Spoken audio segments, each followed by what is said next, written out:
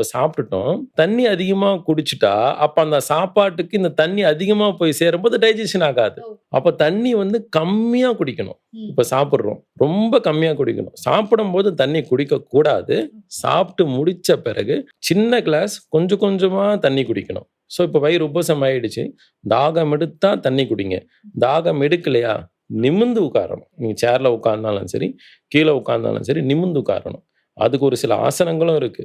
கோமுகாசனா பண்ணா கேஸ்ட்ரிக் வலி வந்தாலுமே 5 நிமிஷத்துல சரியாகும். கோமுகாசனம் அவ்ளோ பவர்ஃபுல். ஏன்னா, அதுல இப்போ வயிறு கம்ப்ரஸ் ஆயிருக்கு. சாப்பிட்டுட்டோம். வயிறு ஒரு மூட்டை மாரி. ஒரு மூட்டையில தண்ணி ஊத்துனா எப்படி இருக்கும்? பவுல் மாரி இருக்கு இல்லையா? பவுல் இப்ப கட்டி ஆயிடுச்சு. இப்படி ரவுண்டா இருக்கு. கோமுகாசனம் செய்யும்போது என்ன ஆகும்னா, குடலும், வயிறும், உணவு குழாயும் எக்ஸ்பான்ஷன் ஆகும். இந்த எக்ஸ்பான்ஷன் ஆகும்போது எங்கெங்கெல்லாம் உணவு மாட்டி இருக்கோ, அத ஃப்ரீ பண்ணி விட்டுடும். அப்படி ஃப்ரீ பண்ணும்போது திருப்பி அந்த கிரைண்டிங் உள்ள நடக்கும். ஸோ கிரைண்டிங் நடக்கும்போது அது இப்ப அரெஸ்ட் ஆயிடுச்சு. அத ஃப்ரீ பண்ண உடனே ஆட்டோமேட்டிக்கலி கிரைண்டிங் வேலை ஆரம்பிச்சுரும். அப்ப ஏப்பம் வரும். இது நெறைய பேருக்கு ட்ரை பண்ணியிருக்கோம்.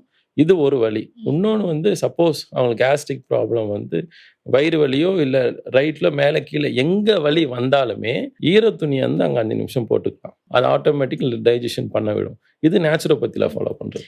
ஓகே.